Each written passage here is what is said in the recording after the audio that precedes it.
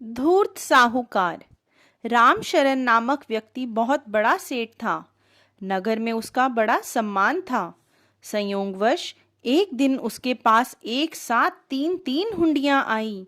उन हुंडियों के भुगतान के लिए उसे लगभग 3 लाख रुपए की आवश्यकता थी।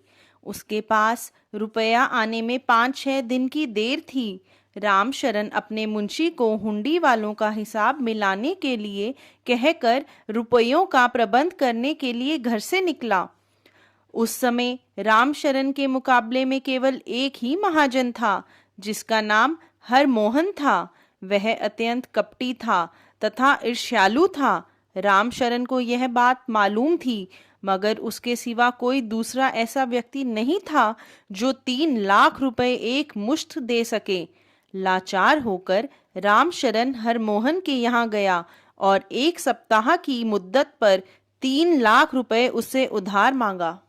हरमोहन को जब इस बात का पता लगा तो उसकी बाछें खिल गईं।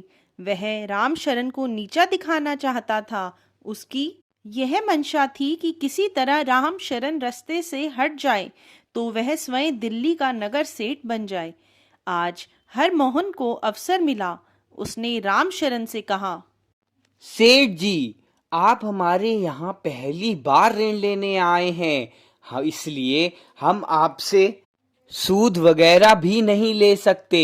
आप 3 लाख रुपए खुशी से हमसे ले जाएं, किंतु आपको यह वायदा करना होगा कि यदि आपने 1 हफ्ते के पूर्व ही सारा रुपया वापस नहीं किया तो आपके शरीर में से एक सेर मांस, जहां से हमारी तबीयत होगी, काट लेंगे।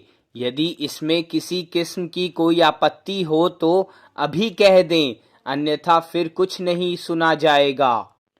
यह शर्त सुनकर रामशरण का माथा ठनका। वह हरमोहन के इसी तरह के कई निर्दयतापूर्ण कारनामों का हाल सुन चुका था, लेकिन यह सब होते हुए भी वह रुपया लेने के लिए मजबूर था। उसे उम्मीद थी कि 1 हफ्ते के पूर्व रुपया अवश्य जमा हो जाएगा। यह सोचकर उसने इकरारनामे पर दस्तखत कर दिए। रुपया उसे मिल गया, जिसे उसने हुंडी वालों को दे दिया। संयोग से रामशरण को बाहर से जो रुपया आ जाने की उम्मीद थी वह न आ सका। इधर उधर से 3 लाख रुपया तथा सूद इकट्ठा करके उसने हरमोहन के यहाँ भिजवाया। उसी दिन हफ्ता पूरा हुआ था, पर वहां तो हरमोहन की नीयत पहले से ही खराब थी। उसने यह कहकर रुपए वापस कर दिए कि हफ्ते से पूर्व रुपया लुटाने का वादा था, इसलिए शर्त के अनुसार अब मैं एक सेर मांस लूंगा और मैंने अदालत में नालिश दायर कर दी है। रामशरण अदालत में हाजिर हुआ और न्यायाधीश से कहा, हुजूर, हरमोहन मेरी जान लेने पर ही उतारू है।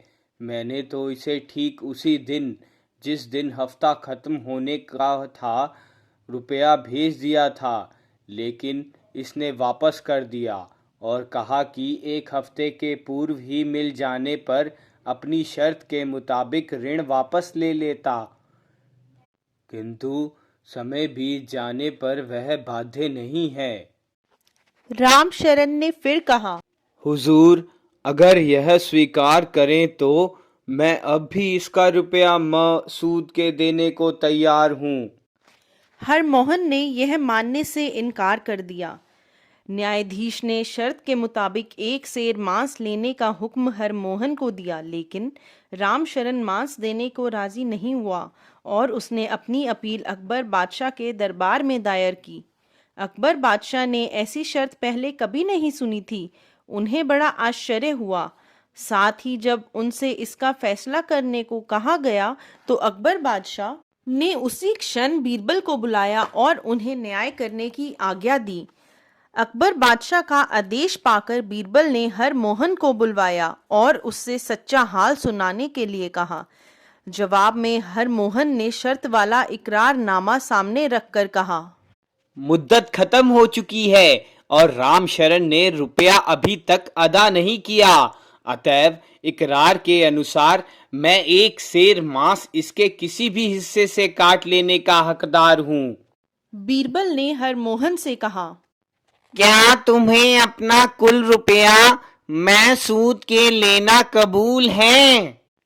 परंतु हरमोहन तो राम शरण की जान का प्यासा था, न कि रुपयों का। उसने अस्वीकार कर दिया। तब बीरबल ने आदेशात्मक स्वर में कहा, मुझे न्यायाधीश का फैसला स्वीकार है।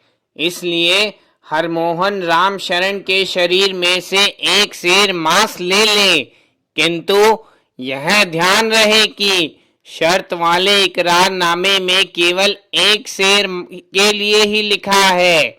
इसलिए यदि मांस के साथ जरा भी खून गिरा तो हरमोहन का सपरिवार वध करा दिया जाएगा।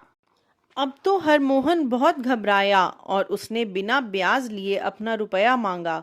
इस पर बीरबल ने कहा, नहीं, इकरारनामे की शर्तें तुम्हें माननी ही पड़ेंगी। अंत में जब हरमोहन बहुत रोया, गिड़गिड़ाया और अपनी करतूत के लिए क्षमा मांगी, तो रामशरण ने, जो स्वभाव से दयालु और परोपकारी था, बीरबल से प्रार्थना की, हरमोहन को अब बुद्धि आ गई है, अतः इसे कुछ दंड देकर छोड़ दिया जाए। तब बीरबल ने आज्ञा दी। हरमोहन अपनी लड़की का विवाह रामशरण के लड़के से करे और दंड स्वरूप उसे लाख रुपए दहेज में दे। इस आदेश को हरमोहन ने सहर्ष स्वीकार कर लिया। इस प्रकार बीरबल ने एक नेक और ईमानदार आदमी की जान बचाकर बेईमान को सबक सिखाया। अकबर बादशाह भी बीरबल के न्याय से बेहद प्रसन्न हुए।